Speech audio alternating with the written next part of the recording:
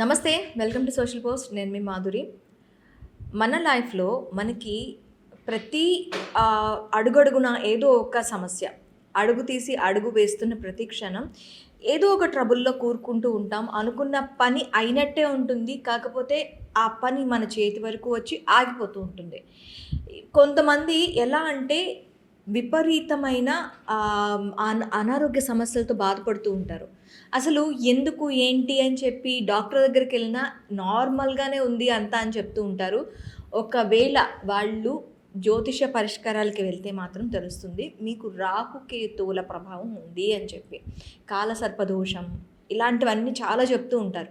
అసలు రాహుకేతువులు మన లైఫ్ మీద ఎలాంటి ప్రభావం చూపిస్తారు?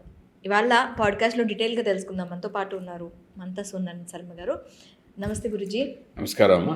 గురుజీ, రాహుకేతువులు అనగానే ఒక పెద్ద ఏదో అగాధంలో కూరుకుపోయినట్టు ఫీల్ అవుతూ ఉంటారు. అసలు రాహుకేతువులు ఏం చేస్తారు? వాళ్ళు వచ్చిన తర్వాత మనకి ఎలా ఉంటుంది? డీటెయిల్గా చెప్తారా?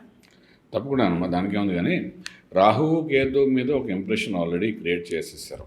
ఓకే. ఎందుకంటే ఒక పాపగ్రహాల కింద, లేకపోతే సర్పం కింద, లేదా రాహు ఏమో తల, కేతు అంటే తోక. సో ఒక మోక్షకారకుడు కేతు, రాహు ఏమో మింగేస్తాడు, మన యోగాన్ని మింగేస్తాడు. మనకేమో ఒక అద్భుతమైన స్పీడ్లో వెళ్తుంటే మన వైకుంఠపాలి చూసారా చక్రంలో కూడాను ఆ పైన 99 దగ్గర పాము ఉంటుంది. కరెక్ట్గా అక్కడ ఆగేడంటే కింద తీసుకుని వచ్చి 1 నెంబర్ దగ్గర 2వ నెంబర్ దగ్గర ఆపుతుందన్నమాట. అంటే అక్కడికి వచ్చి రాహు అనే పాము అక్కడ మింగేసి మళ్ళీ కిందకు వచ్చేసాడు. 6 నెంబరా మీకు గుర్తుందా? సరే, అయితే అక్కడ పడినట్టు కనబడుతుంది. అంటే ఏంటంటే రాహుకేతులు ఇద్దరు కలిసి ఏంటంటే జీవితం మీద ఒక విపరీతమైన వాళ్ళ యాక్షన్స్ అంతా మన జీవితం ఆధారపడి ఉంది అన్నట్టుగా జ్యోతిష్యంలో ఒక భాగంగా మనకు చెప్తుంటారు.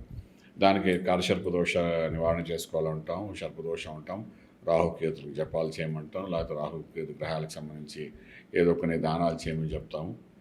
ఇంకా రకరకాలుగా అంటే రాహు అంటే మళ్ళీ అమ్మవారు దుర్గమ్మవారు అంటాం, కేతు అంటే హరిశ్రాదేవి గణపతి అంటాం, ఇంకొంచెం పాలిష్గా మనం అంటాం. సో గణపతి ఆరాధన చేయండి అంటుంటాం. లేదంటే కేతు ప్రాబ్లం ఉంటే, రాహు ప్రాబ్లం ఉంటే దుర్గా అమ్మవారి యొక్క సప్తశతి పారాయణం చేయమని చెప్తుంటాం.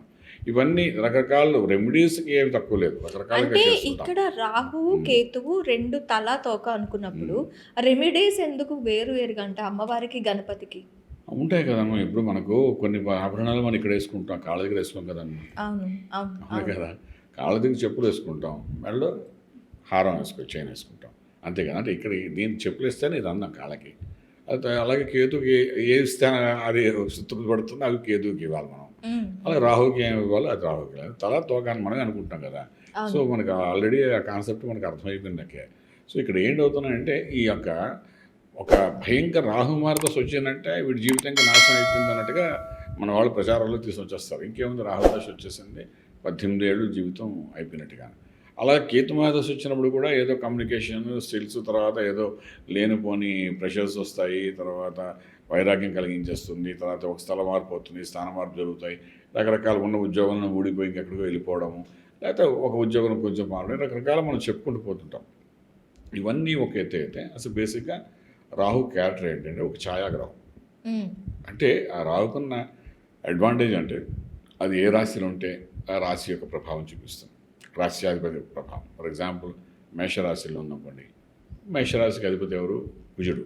కుజుడు యొక్క తత్వం చూపిస్తుంది. అలాగే ఏ నక్షత్రం మీద ఉంటాయి, ఫర్ ఎగ్జాంపుల్ అశ్విని నక్షత్రం, భరణి నక్షత్రం, కృతిగా మొదటి పాదం మేషరాశి అనుకున్నాం. అశ్విని అంటే కేతు యొక్క నక్షత్రం, భరణి అంటే శుక్రుడు యొక్క నక్షత్రం. శుక్రుడు భరణి నక్షత్రం మీద ఉందనుకోండి ఒకవేళ, అప్పుడు ఏంటంటే కొంత శుక్రుడి యొక్క ప్రభావం కూడా చూపిస్తుంటన్నమాట. ఓకే. అంటే ఒక గ్రహం ఏ దీని మీద ఉంది, ఏ ప్యాటర్న్ లో ఉంది, దాని ఛాయలు మాత్రమే మన మీద చూపిస్తుంది. అలాగే ఈ రాహు గ్రహం ఎవరితో కలిసి ఉన్నదనుకోండి, కలిసి ఉన్నప్పుడు కూడా వాడి యొక్క ప్రభావం చూపిస్తుంటాయి ఒకసారి. సో ఇక్కడ ఏంటంటే వాడికి ఇండివిజువల్గా ఒక క్యారెక్టర్ అంటూ లేదు ఇక్కడ. బేసిక్గా నేను ఇదే చేస్తానని ఎప్పుడు రాహుగ్రహం గురించి మనం మాట్లాడడం ఏం లేదన్నమాట. మన గ్రహంగా మనం ఆలోచిస్తే మాత్రం డెఫినెట్గా వాడు నేను నా డ్యూటీ ఇది అని. ఇప్పుడు గురుగ్రహం ఉందనుకోండి, మనం క్లియర్గా చెప్పేస్తాం. గురువు అంటే జ్ఞానకారకుడు అని చెప్తాం, మేధస్సు జ్ఞానం అది ఇస్తాడు, చదువులో మంచి స్థాయికి తీస్తాడు, సంతానకారకుడు వాడే అంటాం. అదేవిధంగా గురుగ్రహం గురించి మనం అద్భుతంగా ఎన్నో విషయాలు చెప్తాం. అంటే గ్రహంకి ఈ క్వాలిటీస్ అన్నీ ఇవే చేస్తాయి డ్యూటీస్ అని మనం క్లియర్గా చెప్పగలుగుతాం. కానీ రాహు అన్నవాడు ఏంటంటే సినిమా యాక్టర్లు అంటాడు. ఓకే. ఇప్పుడు వాళ్ళకి ఏ క్యారెక్టర్ ఇస్తే ఆ క్యారెక్టర్ అమ్మాయి, మీరు బాగా అర్థమైంది మీకు. ఓకే. ఇప్పుడు రాముడు క్యారెక్టర్ ఇస్తే రాముడు చేసేస్తాడు, కృష్ణుడు క్యారెక్టర్ ఇస్తే కృష్ణుడు చేస్తాడు, సినిమాలో విలన్ క్యారెక్టర్ ఇచ్చాడు, విలన్ క్యారెక్టర్ చేసేస్తాడు. మనం ఉన్నారు కదా మహానుభావులు అందరూ, యాక్టర్స్ అందరూ అన్ని రకాలు చేసేవాళ్ళు. వాళ్ళందరూ అలా చేస్తున్నారంటే రాహు ప్రభావమే. ఓకే. ఓకే. నిజంగా ఇంకో పాయింట్గా చెప్పాలంటే సినీ రంగం కానీ ఈరోజు ఉన్నత శిఖరంలో ఉంది అంటే రాహు ప్రభావమే. అవునా? రాహు యొక్క ఇన్ఫ్లుయెన్స్ 110% సినీ ఇండస్ట్రీ మన మీద ఉంటుంది, అందులో ఏమాత్రం సందేహం లేదు. అంతెందుకు రాహు ఈ మ్యాజికల్ లైఫ్ అంతా, ఈ మాయా ప్రపంచాన్ని అంతటికి అధిపతి రాహువే.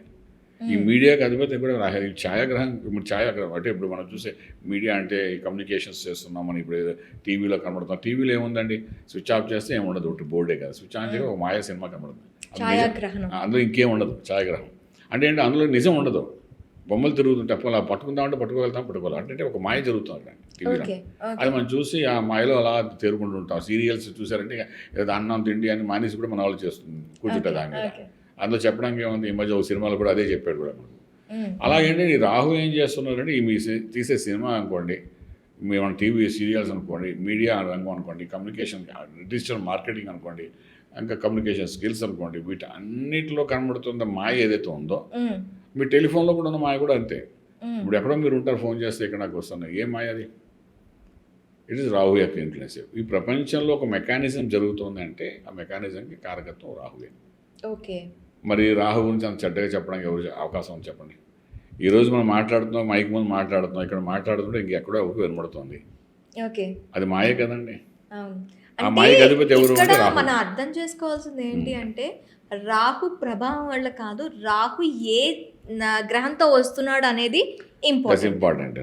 సో ఇప్పుడు ఏమైపోయింది, రాహువును మనం ఎలా వాడుకోవాలంటే అలా వాడుకోవచ్చు రాహు గ్రహాన్ని. అయితే రాహు గ్రహం ఏం చేస్తున్నాడు, సంవత్సరంన్నరకు ఒకసారి ఒక రాశి నుండి ఒక రాశి మారుతుంటుంది. అలాగే రాహు మొత్తం సంవత్సరం అంతా ఒక చోట ఉంటున్నది కాదు, అది ఒకే రాశిలో ఉన్న ఆ రాశిలో ఒక్కొక్క నక్షత్రంలో మారుతూనే ఉంటుంటుంది. రాహు మహాదశ మరి 18 సంవత్సరాలు అంటారు కదా, ఆ దశలు వేరు, ప్లస్ గోచారంలో 1.5 yearకి ఒకసారి అది ఒక రాశి నుండి ఇంకో రాశి యాంటీ క్లాక్ వైజ్ మారుతుంటారు రాహు కేతు అనమాట. యాంటీ క్లాక్ వైజ్ కాకుండా యాంటీ క్లాక్ వైజ్ మారుతుంటారు అన్నమాట. వాళ్ళు ఆ మారుతుంటారు కాబట్టి వాడు ఏ రాశిలో ఉంటే మళ్ళీ ఆ రాశి ప్రభావం చూపిస్తుంటుంది. అయితే బేసిక్గా మనం రాహు గురించి తెలుసుకోవాలి అంటే మనకు ఒక 10 రోజులు పడుతుంది. అంత మ్యాజికల్ ప్లానెట్ మాట అది. సో ఈ మ్యాజికల్ ప్లానెట్ గురించి ఒక స్టేజ్లో ఒక 10-15 సంవత్సరాల క్రితం నుండి ఏంటంటే విపరీతంగా ఆ గ్రహం అనేది ఒక పాపగ్రహం కింద క్రియేట్ చేసేస్తున్నారు. ప్రాక్టికల్గా చెప్పాలంటే ఇప్పుడు నేను ఇన్ని కారకత్వానికి రాహు అని చెప్తున్నప్పుడు మీకు అది పాపగ్రహంలో ఎలా అనిపిస్తుంది చెప్పండి? This is a fact only. ఇప్పుడు మనం ఏ మాయ జరుగుతున్న ప్రపంచంలో అంతా రాహు కారకత్వం.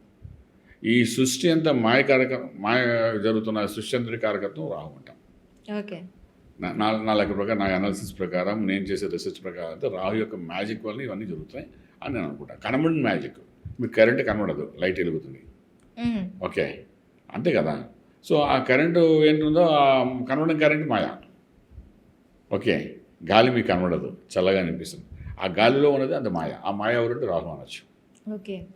మీకు కనబడకుండా మీరు ఏదైతే ఫీల్ అవుతున్నారో all the activities are Rahu activities అని చెప్తాను. ఇది అండర్లైన్ చేసుకో. ఎవరు ఒప్పుకోకపోయినా, ఎంత పెద్ద సిద్ధాంతి గారు ఒప్పుకోకపోయినా నేను ఈ మాట మీద నిలబడి స్టాండ్ బై అయ్యి వాళ్ళు సమాధానం చెప్పగలుగుతాం ఈ ఒక్క పాయింట్ మీద. ఎందుకంటే రాహు యొక్క మ్యాజికల్ మూమెంట్స్ నేను చూసాను కాబట్టి చెప్తాం. రాహు నెగిటివ్గా చాలా వరకు ఈ రాహు ప్రభావం కానీ కేతు ప్రభావం కానీ ఉందనుకోండి, ఎక్కువగా ఈ టైంలో మానసిక ఇబ్బందులు కానీ శారీరక ఇబ్బందులు కానీ ఈ రెండిటికి ప్రభావం ఎక్కువ చూపుతారు. ఎందుకని? అది ఉంది, ఆ పాయింట్ కూడా నేను వస్తాను మీకు. ఓకే. ఈ సబ్జెక్ట్ అయ్యే పని కాదు ఇది. రాహు కేతు గురించి మాట్లాడుకుంటే చెప్పాం కదా, కొన్ని రోజులు గడిచిపోతాయి, వాళ్ళిద్దరి గురించి చెప్తాను. అసలు ఏంటంటే ఈ రాహు అన్నవాడు మన జాతక చక్రంలోని ఉన్న ప్లేస్మెంట్ బట్టి, ఇందాక నేను చెప్పాను కదా, రాముడు వేషం అంటే రాముడు, కృష్ణ వేషం వేసేది కూడా రాహు అని. అలాగా మన లగ్నం నుండి ఉండే ప్రదేశాన్ని బట్టి వాడికి ఒక క్యారెక్టర్ అనేది అనలైజ్ అయిపోతుంది అన్నమాట. రాహు లగ్నాలు ఉంటే ఒకలాగా, సెకండ్ హౌస్లో ఉంటే ఒకలాగా, థర్డ్ హౌస్లో ఉంటే ఒకలాగా, ఫోర్త్ హౌస్లో ఉంటే ఒక రకం యాక్టింగ్, ఫిఫ్త్ హౌస్లో ఉంటే ఒకలాగా యాక్ట్ చేస్తాడు, సిక్స్త్ హౌస్లో ఒకలాగా, సెవెంత్లో అలాగా. అంటే పూర్తిగా ఏ రాశిలోకి వెళ్ళిపోతుంటే ఆ రాశి బట్టి వాడి యొక్క యాక్షన్స్ అన్నీ మారిపోతుంటాయి. ఇట్స్ బ్యూటీ ఆఫ్ రాహు అన్నమాట. నేను అలా చెప్పుకుంటా పోయి. అంటే మీకు ఒకే గ్రహం మారుతున్న కొద్దీ ఎన్ని రకాలుగా చక్కగా మనకు పాజిటివ్ ఎనర్జీ ఇస్తుంది, కొన్ని చోట్ల నెగిటివ్ ఎనర్జీ ఇస్తుంది. అవును. ఫర్ ఎగ్జాంపుల్ రాహు ఉన్నాడు, ఒక 12th హౌస్లో ఉన్నాడు, విపరీతమైన ఖర్చు పెట్టిస్తాడు, విదేశాలు తీసుకెళ్తాడు, అక్కడ కూడా అప్పుల పాలు చేయిస్తాడు, ఖర్చు పెట్టిస్తాడు, ఇవన్నీ చేస్తాడు. సో 12th హౌస్లో రాహు ఉన్నాడు అంటాం. అదే రాశిలో రాహు ఉంటే మిమ్మల్ని మాయా ప్రపంచంలో కూర్చోబెడతాడు. మీ లగ్నంలో రాహు ఉన్నాడు అనుకోండి, మీరు ఏదో ఊహల్లో తిరుగుతుంటారు, నిజం మర్చిపోతారు, ఊహల్లోకి వెళ్ళి. చాలామంది చూడండి, ఈ 10 రూపాయలు ఇక్కడ పెడితే 1000 రూపాయలు వస్తున్నట్టు ఉంటారు. ఈ ల్యాండ్ మీద 1,00,000 రూపాయలు పెట్టేస్తారు, తెల్లారిసే 1 కోటి రూపాయలు అవుతున్న ల్యాండ్ అంటుంటారు. అలాంటి మాయలో మనం తిరుగుతుంటాం. అది జరుగుతుందో తెలియదు. ఆ మాయలో రాహు లగ్నంలో ఉంటాయి. సెకండ్ హౌస్ అంటే కుటుంబ స్థానంలో ఉంటే కుటుంబ పరంగా కొంతవరకు మానసిక ఒత్తిళ్ళు. కుటుంబం అంటే ఎవరు, భార్య, భర్త, పిల్లలు, తల్లిదండ్రులు, ఇవన్నీ ఉంటాయి కూడా. ఆడపిల్లలకైతే మామగారు, అత్తగారు, కుటుంబం. సో ఈ కుటుంబ పరంగా మనకేంటి రాహు యొక్క ఇన్ఫ్లుయెన్స్ పడుతుంటాం. తన కుటుంబం ఏదనుకుంటే దాని మీద విపరీతమైన ఇన్ఫ్లుయెన్స్ పడుతుంటామన్నమాట. ఎప్పుడైతే ఆ ఇన్ఫ్లుయెన్స్ పడిందో ఆ మానసిక ఒత్తిడి కలుగుతుంది. అంటే మీరు అన్నట్టుగా రాహు సెకండ్ హౌస్లో ఉండడం కొంతవరకు ఒత్తిడిని తీసుకొచ్చే విధానం చెప్తాం. అదే రాహు థర్డ్ హౌస్లో ఉన్నాడు అనుకుందాం, విక్రమస్థానం అంటాం. The more dynamic more success అంటాం. ఒక మాయలో డైనమిక్గా సక్సెస్ఫుల్గా తీసుకురావడానికి అన్ని ప్రయత్నాలు చేస్తాడు. ఇంకా అన్నదమ్ములు అక్కచెల్లెల సంగతి కూడా చూడకూడదు. మీకు అన్నదమ్ములు అక్కచెల్లెలతో కూడా పెద్ద ఎక్కువ రిలేషన్షిప్ కూడా ఉండదు. కానీ వన్ మ్యాన్ షోగా సక్సెస్ఫుల్గా ముందుకు తీసుకుపోతాడు ఒకవేళ అదే రాహు థర్డ్ హౌస్లో ఉంటే. సో అలా కూడా రాహు ఒక్కొక్క హౌస్ మారుతున్న కొలది మన లగ్నంలో ఏ రాశిలో ఉన్నాడు, ఏ స్థానంలో ఉన్నాడు, దాని బేస్డ్ ఆన్ దట్ ఏంటంటే వాడి క్యారెక్టర్ మొత్తం మారిపోతుంటుంది అనమాట. ఇది బేసిక్గా మనం చూసుకోవాల్సిన రాహు లక్షణం. అలాగే మనకేంటి, రాహు మనకు తెలిసేటట్టు చేస్తాడు. తెలియని దాంట్లో నుండి కూడా తెలిసిన విషయం ఏదైతే నేర్చుకుంటామో అందులో కూడా ఒక మాయని కూడా చూపిస్తాడు. అంత అద్భుతంగా ఉంటాడు అది. సో ఈ క్యారెక్టర్లు ఏంటంటే కొన్ని ప్లేసెస్ మనం అన్నట్టు ఇప్పుడు ఇందాక నేను చెప్పినట్టు లగ్నంలో రాహు ఉంటే ఒక మాయా ప్రపంచంలో కూర్చోబెట్టి మిమ్మల్ని ఇబ్బంది పెడుతుంటాడు. నిజాన్ని చెప్పకుండా. అలా సెకండ్ హౌస్ ఉంటే కుటుంబ పరంగా ఇబ్బంది పెడుతుంటాడు. అలాగే మనకు 5th హౌస్ ఉంటే పిల్లల ద్వారా మానసిక ఒత్తిడి తీసుకొస్తుంటాడు. 6th హౌస్లో ఉన్నట్టు 6 అంటే ఆరోగ్య స్థానంలో ఉంటే మనకు రక్త సంబంధమైన సమస్యలు కొన్ని తీసుకొస్తాడు. వాటిని కరెక్షన్ కూడా చేస్తాడు. వాడే తీసుకొచ్చి చూపించి దానికి వెరిఫికేషన్ చేయించి దానికి మెడిసిన్ ఇప్పించి కరెక్షన్ చేసి మీరు ఆరోగ్యవంతులు కూడా చేస్తాడు వాడు అక్కడ. కానీ మన వాళ్ళందరూ ఒక సగభాగమే తీసుకుంటారు. ఆరోగ్య స్థానంలో రాహు ఉన్నాడు కాబట్టి పీడీ చేస్తాడు, అనారోగ్యం వచ్చేస్తుంది అంటాడు. ఈ అనారోగ్యం ఉన్నది బయటకు వచ్చి దానికి మనకు ఐడెంటిఫై జరిగి దానివల్ల కరెక్షన్ చేసుకునే స్థితి కూడా ఆ రాహువే చేస్తాడు. అంటే మనలోని ఆ అంటే మనలో ఏదైతే ఉన్నదో బాడీలో దాన్ని చూపించడానికి ఇది రాహు ప్రవేశం అనేది ఒక ఇంపార్టెంట్ రోల్ అవుతుంది. అలాగే తీసుకొచ్చిన తర్వాత మీరు చూడండి, డాక్టర్స్ దగ్గర మనం వెళ్తాము అంటే చాలా ఇంపార్టెంట్ పాయింట్ అండి ఇది. మన ఒంట్లో వాళ్ళని మనకు తెలుసు. డాక్టర్ దగ్గరికి వెళ్తే అన్ని టెస్టులు చేస్తురారా అంటాడు. ఆ టెస్టులో అంతా ఓకే ఉంది, ఏ ప్రాబ్లం లేదంటాడు డాక్టర్. కానీ మనకు తెలుసు లోపల రోగం ఉందని. మన నొప్పి మనకు తెలియకపోతే ఎవరు తెలుస్తుంది? వాడంటే మీకు ఏం రోగం లేదు, సింపుల్గా టాబ్లెట్ ఇస్తాం వెళ్ళండి, మీరు ఏదో ఫీల్ అవుతున్నారు తప్ప ఏం లేదు, రిపోర్ట్స్ అన్ని బాగున్నాయి అంటాడు.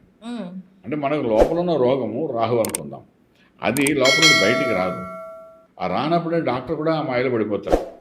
కానీ రాహు కానీ 6 ఇంట్లో కానీ ఉంటే ఆ లోపల రోగం అంటే బయటపడుతుంది కూడా. అంటే ఏంటి, డాక్టర్ రిపోర్ట్స్ చూడడం తెలుస్తుంది ఏంటంటే ఈ ఇబ్బంది ఉంది, డయాగ్నోస్ చేస్తే ఇలాగా చేస్తే ఈ ప్రాబ్లం సాల్వ్ అవుతుందని డాక్టర్ అనలైజ్ చేయగలుగుతాడు. రాహు కానీ 6 ఇంట్లో ఉంటే వెంటనే అనలైజ్ చేసి దానికి ట్రీట్మెంట్ ఇవ్వడం మొదలెడతాడు. ట్రీట్మెంట్ ఇవ్వగానే అది టోటల్గా నలిఫై అయిపోతుంది. అంటే ఇప్పుడు మీరు చెప్పండి, రాహు రోగం ఇచ్చాడా లేక రోగంని పూర్తిగా నలిఫై చేశాడా? రోగాన్ని కనిపెట్టి రోగానికి మంది ఇచ్చాడు. అంటే అంత బ్యూటీ ఆఫ్ రాహు చూడండి ఇక్కడ 6 ఇంట్లో ఉంటే. ఈ 7 ఇంట్లో ఉన్నాడు అనుకోండి, ఖచ్చితంగా రాశిలో లగ్నంలో మనకు కేతు ఉంటాడు. రాహు కేతులు ఒకరు 7th ఆస్పెక్ట్ ఒకరిని చూసుకుంటారు కాబట్టి.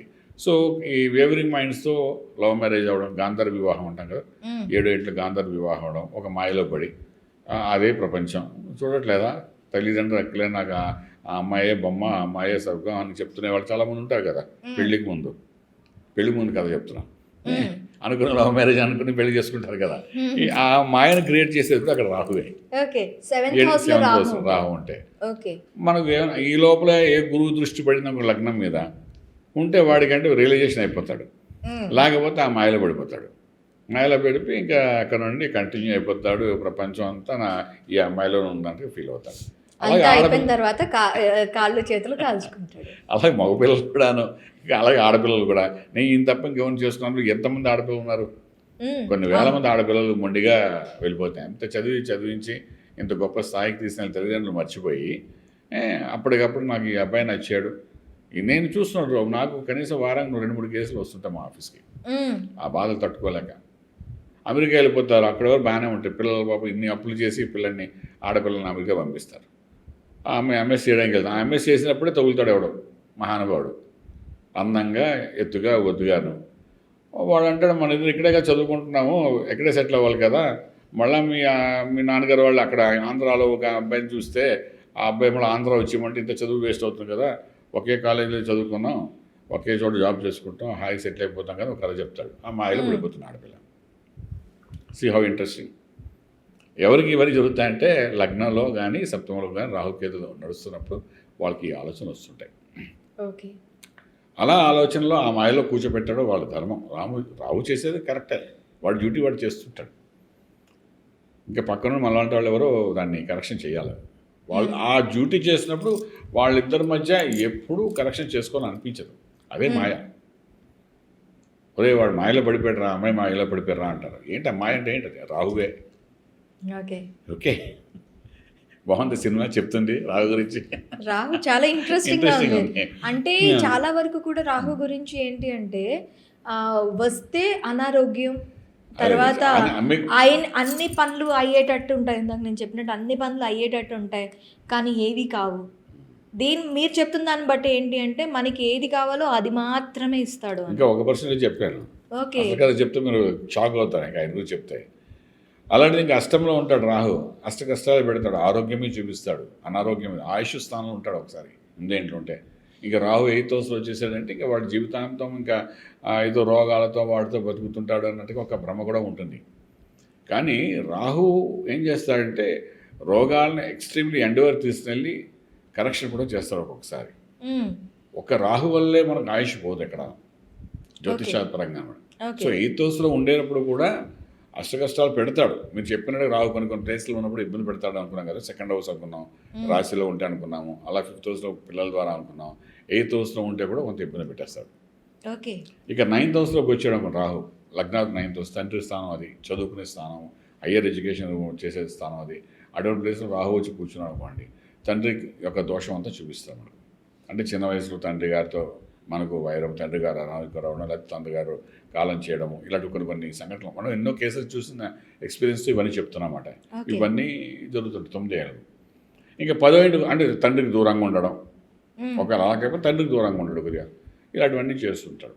9 భాయ మన భాగ్యం, లక్ ఇచ్చే ప్లేస్లో రాహు ఉంటే ఒకసారి అన్నీ బాగుంటే లక్ ఇస్తాడు, లేకపోతే అంతా అన్లక్గానే వెళ్ళిపోతుంటాడు. అంటే అక్కడికి మళ్ళీ 9వ ఇంట్లో ఇంకా ఎవరున్నారు, ఏ గ్రహం ఏ రాశి మన లగ్నానికి రాహు సపోర్ట్ చేసేవాడా కాదా అన్న పాయింట్ మీద బేస్ ఏంటంటే వాడు మనకు ఫేవర్ చేయొచ్చు, లేకపోతే 100% అన్ఫేవర్ కూడా చేస్తాడు.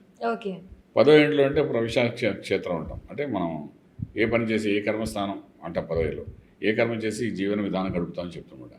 అక్కడ రాహు ఉంటే ఏదో మ్యాజికల్ మనీ ఇస్తాడు, మామూలుగా కూడా కాదు.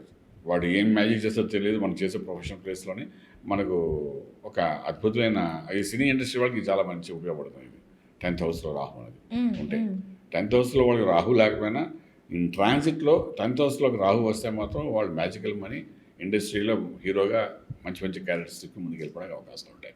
ఓకే. ఇంకా 11th హౌస్ అదే రాహు వస్తే మనకు ప్రాఫిట్ చూపిస్తాడు, భయంకరమైన ప్రాఫిట్స్ ఇస్తాడు. అంటే ఏం చేసినా ఏ ప్రొఫెషన్ ఉంటే ఆ ప్రొఫెషన్లో డబ్బు అనుకోండి, అంత మ్యాజికల్ మనీ కూడా ఇస్తాడు. మరి మ్యాజికల్ మనీ ఇస్తున్నప్పుడు రాహు మనం చెడగలగంటాం అన్నకి ఛాన్స్ లేదు కదా. అంటే ఇక్కడ రాహుకున్న ఇంపార్టెన్స్ ఏంటంటే 12 రాసుల్లోని కనీసం ఒక 6 నుండి 7 రాసుల్లో మంచి చేస్తాడు.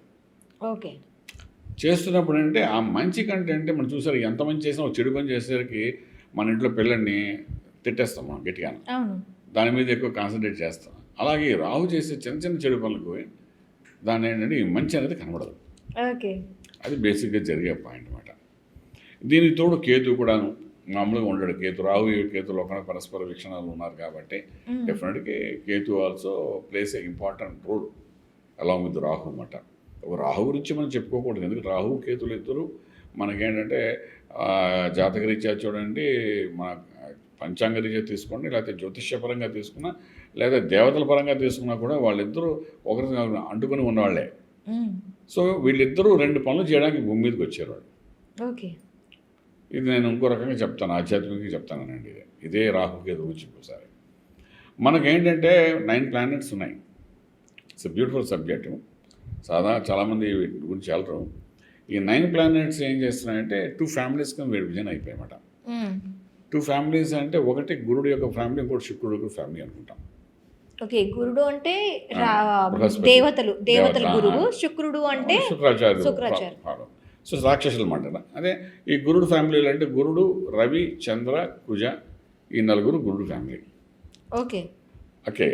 అలాగే ఈ ఇటుపక్క శుక్రాచార్య యొక్క ఫ్యామిలీ అంటే శుక్రుడు అంటే రాక్షస ఫ్యామిలీలో ఎవరు ఉన్నారంటే శుక్రుడు, బుధుడు, శని, రాహు, ఈ నలుగురు ఒక ఫ్యామిలీ. ఓకే, మధ్యలో ఒక కేతు మిగిలిపోయాడు. ఇటు నలుగురు సమానంగా పంచేస్తాం 8 గ్రహాలను. ఈ 9వ గ్రహం కేతు. 9వ అంటే మోక్షం ఇచ్చే గ్రహం అన్నమాట. ఆ 9వ గ్రహం డిసైడ్ చేస్తుందన్నమాట మనిషి జీవన విధానం అలాగ ఉంటుందని, మోక్షకారుడు కాబట్టి. భూమి మీద మానవ జన్మ ఎత్తినందుకు మోక్షం పొందాలంటే ఆ కేతు అనుగ్రహం ఉండాలంటారు. ఆ కేతు అన్నది ఎవరి పార్టీ కాదు, ఈ ఫ్యామిలీ కాదు, ఈ ఫ్యామిలీ కాదు. మన శరీరంలో మూలాధారంలో ఉంటాడు కేతు. మూలాధారంలో ఉన్న గణపతి తత్వాన్ని మనం నేర్పేవాడు కేతు అన్నమాట. ఓకే. సో ఈ కేతు గురించి మనం మాట్లాడుకుంటున్నప్పుడు ఏంటంటే చాలా ఇంట్రెస్టింగ్ ఉంటుంది. మనకు చూసారా, తల్లి గర్భంలో పిల్లడు బయటకు వచ్చేటప్పుడు మనకు పేరు తెంచుకుని పుడతారు అంటారు అన్నమాట. మీకు తెలిసిన విషయం కదా ఇవన్నీ. సో ఇదేంటవుతుందంటే ఈ కేతు అనేవాడు ఏంటంటే గర్భంలో చిన్నపిల్లడిగా ఉన్నప్పుడు 6వ మాసం అయ్యేసరికి ఆ పిల్లవాడికి జ్ఞానం వస్తుంది, ఆలోచన వస్తుంది, శక్తి వస్తుంది. ఏదో చెప్తే విని ఆలోచించే శక్తి ఉంటుంది ఆ పిల్లవాడికి 6వ మాసం దగ్గర నుండి గర్భంలో ఉన్న శిశువు నుండి. అంచేత మన వాళ్ళు పెద్దవాళ్ళు ఏమిటంటే 6వ మాసం వచ్చిన తర్వాత సుందరాకాండ చదివించండి, న్యాచురల్ డెలివరీ అవుతుందని కూడా అంటుంటారు. సుందరాకాండ ఆవిడ కానీ చదివితే ఎవరైతే తల్లి ఉందో చక్కగా చదువుకుంటుంటే రోజు పిల్లడు మంచి సద్గుణాలతో పుడతాడు. రెండవది అంటే నార్మల్ డెలివరీ అవుతుంది, ఏ ఇబ్బంది లేకుండా అని కూడా మన వాళ్ళు చెప్తారు. రామాయణంలో సుందరకాండ పారాయణం చేయమని చెప్తుంటారు, చదవమని చెప్తుంటారు. అంటే ఏంటి అందులో ఉన్న ప్రభావితం ఏదైతే అదంతా వాడికి మైండ్లోకి వెళ్తుంటన్నమాట.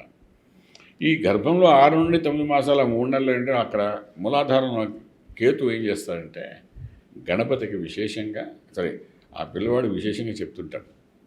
ఏంటంటే నాయనా నువ్వు మానవ జన్మ ఎత్తుతాం, నీకు ఇదే ఒక మార్గం మోక్షం పొందడానికి. సత్కర్మలు చేసి చక్కగా నువ్వు బయటికి వెళ్ళిన తర్వాత అద్భుతంగా పునర్జన్మ లేకుండా మోక్షం పొందడానికి మార్గాలన్నీ చెప్తుంటాడు. ఓకే, మధ్యలో ఉన్నాడు కాబట్టి ఎంతో అద్భుతమైన విషయాలు చెప్తుంటాడు. వాడు ఎలా చెప్పగలుగుతున్నాడు అంటే మన పైన సుందరాకాండ చెబితే ఆ చదివిన సుందరాకాండ మన మూలాధారం నుండి పిల్లవాడి యొక్క పేగులో వెళ్ళినట్టుగా వెళ్ళి చక్కగా వాడికి అన్నీ అర్థమయ్యేటట్టు క్లారిటీగా చెప్పేటట్టుగా చెప్తాడు వాడు కేతు. ఓకే, అంత జ్ఞానాన్ని వాడు ఇవ్వడానికి ప్రయత్నం చేస్తాడు కేతు పిల్లవాడికి. 6వ మాసం నుండి 9వ మాసం వచ్చేస్తుంది. మనం డెలివరీ టైం అయిపోయింది. మనం సిజర్ పెట్టి కట్ చేస్తాం ఏది పేగు. ఈ కట్ చేయగానే కేతు యొక్క ప్రోగ్రామ్ స్టాప్ అయిపోతుంది. ఓకే, అంటే మోక్షం గురించి చెప్పే కేతు అయిపోతే మూలాధారంలో ఉండిపోతాడు. ఆ పిల్లవాడు బయటకు వచ్చేస్తాడు. కట్ చేయగానే ఫస్ట్ కటింగ్ అక్కడే అవుతుంది, బయటకు వస్తుంది. ఇవాళ రేపు సిజరీన్ తప్ప పుట్టలేదు కదా, మామూలు 4 డెలివరీ అయినా పేగు తెంచుకునే పుట్టాలి కదా. తెంచుకోగానంటే ఈ కేతువుకి ఆ పిల్లవాడికి ఉన్న బంధం పోతుంది. కిందనేమో ఇలా 2 చేతులతో రాహు పట్టుకుంటాడు పిల్లడు. పట్టుకుని అంటాడు, నువ్వు లోపల ఏమన్నా తెలియదు కానీ మాయా ప్రపంచాలు బోల్డ్ ఉన్నాయి నీకు చూపించడానికి, నువ్వు ఏది చూడలేదు, విశ్వమంతా నీకు నేను చూపిస్తాను రారా అని పిల్లవాడిని ఇలా పట్టుకుంటాడు కేతు. ఎవరు? రాహు.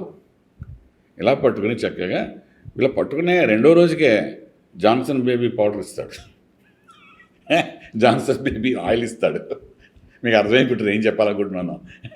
ఇవి ఇచ్చి వాడిని ముద్దుగా చక్కగా పెంచి ఒరే ఇదిదాని ప్రపంచం అని చెప్పి ఆటలు బొమ్మలు అని ఇస్తాడు, సొసైటీ ఇస్తాడు, తల్లిదండ్రులు ఇస్తాడు. ఇలా ప్రపంచం అంతా చూపిస్తాడు. రాహు అనేవాడు కేతువుకి ఆపోజిట్ గా ఉంటాడు. అంతే మీరు చెప్పి వాడు ఇస్తాడు మేడం. ఇవన్నీ చూపిస్తూ నీ ప్రపంచం ఇద్దరా లోపల చెప్పిందంతా కాదు కరెక్ట్, అదంతా వేస్ట్, నీకు చెప్పేది విను నీ ప్రపంచాన్ని అంతా చూపిస్తాడు. ఈ ప్రపంచం మాయలోకి వీడిని తీసుకుపోతాడు, మాయలో తీసి మాయలోనే పెంచుతుంటాడు రాహు గారు. అంటే ఇప్పుడు మీకు ఎంతవరకు అర్థమైంది రాహు ఎంత ప్లాన్ చేస్తున్నాడో చూడండి. ఎన్ని గ్రహాలు ఉన్నా రాహు యొక్క మాయలో ఎవడైనా పడవలసిందే.